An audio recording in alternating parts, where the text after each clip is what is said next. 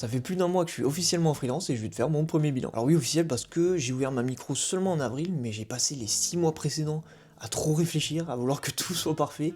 C'est pas du tout la bonne manière de faire, mais je t'expliquerai pourquoi dans une autre vidéo. Commençons par les chiffres, et là, incroyable, 100 € pour un client.